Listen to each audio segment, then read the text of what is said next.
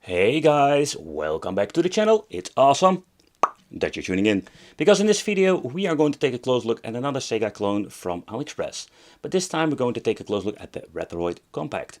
So Retroad, for the people who don't know, is more like this premium brand you can pick up. They are selling a lot of similar stuff, like when you're looking at AliExpress, like a certain kind of product. You're thinking, hey, but what makes Retroad better? And overall, they are, like I already mentioned, having better quality products, like when it comes to controller normally, and also like they sell handhelds, all kinds of stuff. So I was really curious what are we going to get with this. We do get two controllers and everything that we're going to need. Already did a quick unpacking of the controller, and I can say like the first impression of the controller is not bad at all. I just want to point out this is not the ultimate version, because this thing just has AV out. Yeah, I don't really get it, like why they don't implement everything with HDMI. I know it's more expensive, but you just have the option to choose. So the first thing is like this thing is like a better said like non-chemical, what I've seen before with this shell, like somehow like very cheaply glossy plastic, but also it's thicker like the previous ones. Another thing, like it looks so much better. Also the cartridge slot, I must say the valve or the dust cover, it's okay, like it's way better. I have seen the cheap ones that basically like break after like a couple of times. But then overall we do have the on and off switch over here, reset, two controller ports. So this is actually the typical one with AV out, but we do also have like the option to switch between regions and input 9V just in barrel jack connection. Alright, so the controller, this is one of those indications that it is way better quality. This controller is getting into the Sega, let's say, era, and I mean like with the Sega quality, the shell, everything. It feels so much better. Like when you're holding it, normally we have like this very high floating D-pad. We don't have it nearly like, it's like the same one, like the original one almost. And yeah, it feels so much better. This sounds a little bit cheap, but it's not a bad thing, the mode. But everything like the cable, the connection, it feels so much better. And that is why you see Retroad, you pay way more than your typical like clone one, but you're just going to get better quality.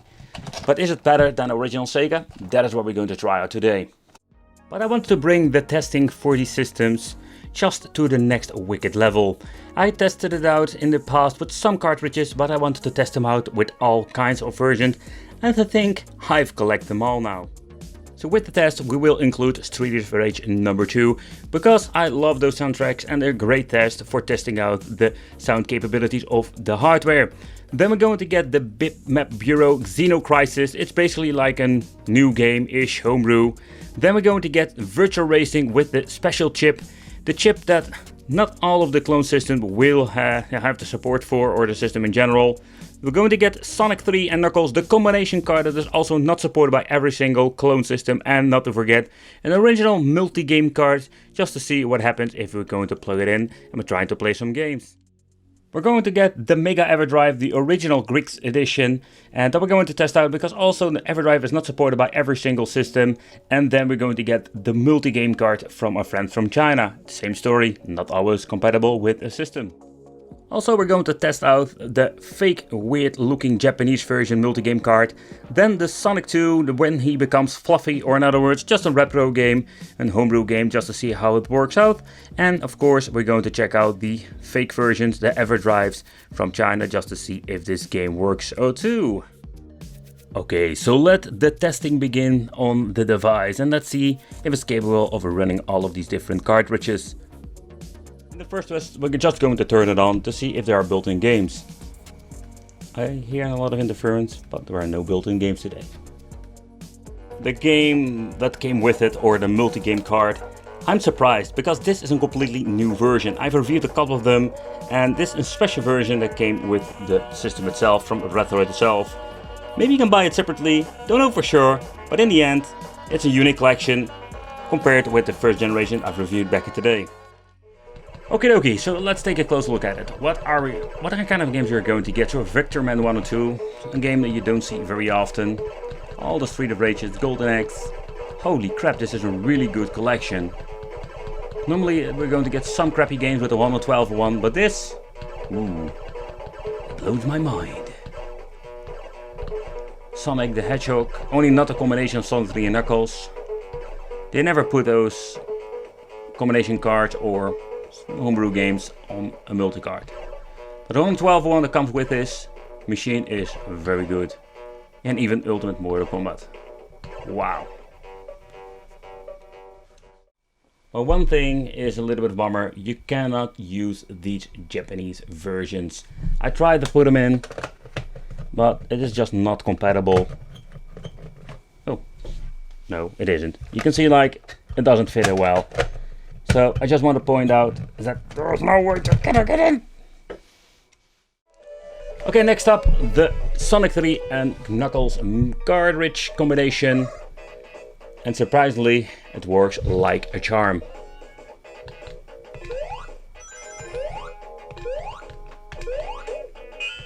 All the sound effects are here.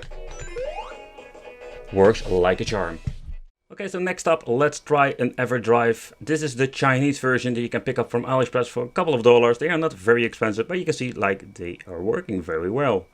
So that is an option you can go with this Retroad system.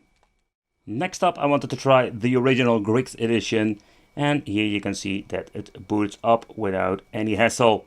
So over both of the Everdrives seems to be working on this fake Sega Megadrive machine. This game, Xenocrisis, has been released, I think it's not a very long time ago, but I wanted to try it out, so let's do a quick gameplay and let's see how it plays and sounds.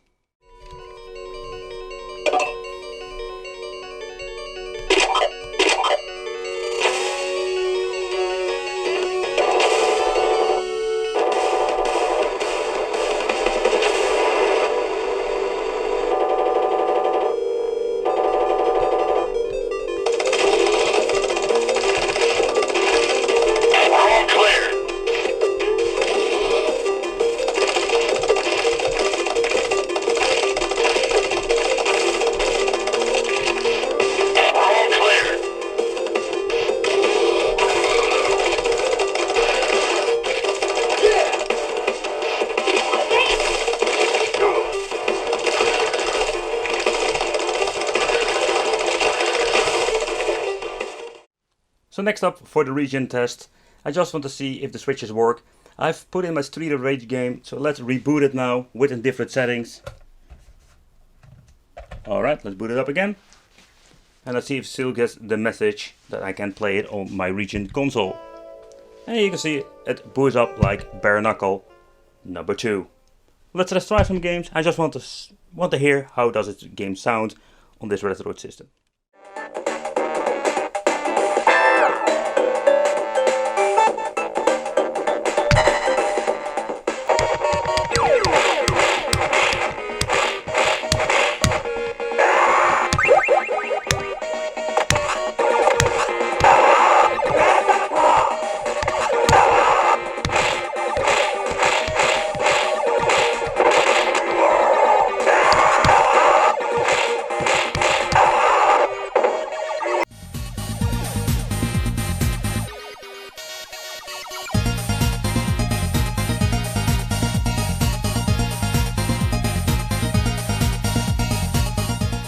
So when you listen to the soundtrack, you can hear some tunes are not like the original soundtrack. But yeah, that's the best soundtrack you're going to get with a fake Sega from China. Okay, so I must say the performance is not perfect. Nothing beats, in my opinion, the original Sega Megadrive. But this freaking thing comes very close.